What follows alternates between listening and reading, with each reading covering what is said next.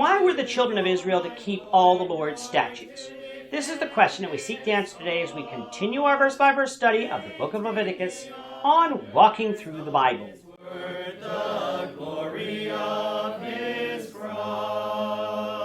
If you have a Bible with you, turn to Leviticus chapter 20. We're going to be reading from verses 22 to 27. If you don't have a Bible, don't worry. Just follow along with us on the screen. The version that we'll be reading from is the New King James Version. So, Leviticus 20, beginning at verse 22. You shall therefore keep all my statutes and all my judgments and perform them, that the land where I am bringing you to dwell may not vomit you out. And you shall not walk in the statutes of the nation which I am casting out before you, for they commit all these things, and therefore I abhor them. But I have said to you, you shall inherit their land, and I will give it to you to possess, a land flowing with milk and honey. I am the Lord your God, who has separated you from the peoples.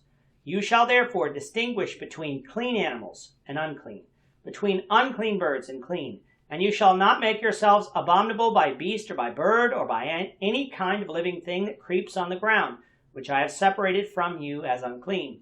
And you shall be holy to me, for I, the Lord, am holy, and have separated you from the peoples, that you should be mine. A man or a woman who is a medium or who has a familiar spirit shall surely be put to death. They shall stone them with stones. Their blood shall be upon them. In this chapter, we've seen the importance that God placed on the children of Israel following his commands. Sometimes we think that God gives commands, but he really doesn't care if we follow them, when in fact he does. We may not always understand why God gives the commands that he does, but we need to realize that he does care whether or not we obey. Under the law of Moses, many commands were given and were expected to be followed. Sometimes the penalty for breaking those commands were physically minor, like the loss of property. However, in this chapter, when dealing with abominations that God hates, many times the penalty was death.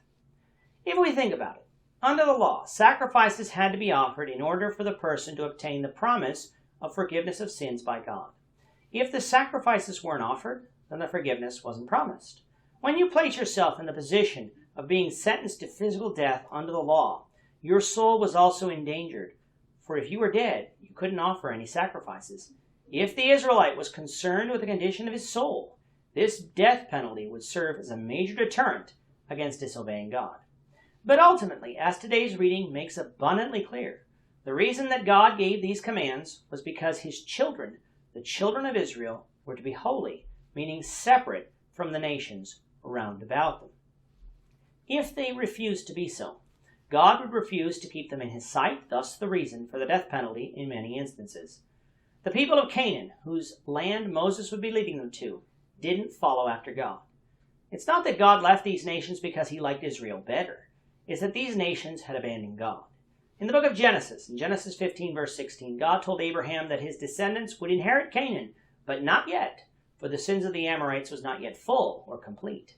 That meant that there were still enough people worshiping God in Canaan that he wouldn't utterly destroy them for those righteous people's sake. By now, though, centuries had passed since Abraham, and the nation now had completely abandoned God to serve idols. They intermarried amongst themselves in familial relationships that were an abomination. They practiced homosexuality, and from the looks of God's commands here in this chapter, also practiced bestiality. They did all of the things that God abhorred. If, however, Israel would be holy, as God is holy, and would follow God's commands, they would inherit and possess the land that flowed with milk and honey, the land of Canaan. The phrase flowing with milk and honey means it is a beautiful land, a land that would provide for all of their needs. Its soil would be rich for farming. Its landscape would be gorgeous to behold, truly a land to be desired. And it would be a land that would facilitate trade, because the geography of the region, which the desert is to the east, meant that Israel was a prime trading route for those traveling to Egypt. The land of Canaan was great land, and even today, if you take a look at the physical land, it is still the case. What this means is that not only God selected Israel to be his people, but he provided for them by giving them good land. He didn't give them the scraps, the leftovers. He didn't give them the desert or land that would be too hard to live on. He gave them good land. But they would only keep that land if they were made holy. If they didn't, God told them that the land would vomit them out, just as it was about to vomit out the people who currently live there. God is holy, and he will accept nothing less than holiness. The chapter concludes by telling us that mediums, psychics, and those that were practicing the occult were to be put to death. We've seen instructions like this earlier, that Israelites were not to consult with these people, but here we get the instructions that they weren't to even tolerate these people living among them. The occult often is associated with idolatry, so it is no wonder God would not want Israel to tolerate people who practice such living in the land. With that, our time is up for today. The Lord willing, I hope you'll join us for tomorrow's discussion of Leviticus 21, verses 1 to 9, as we continue our walk through the Bible, one verse at a time. Thank you for watching today's episode.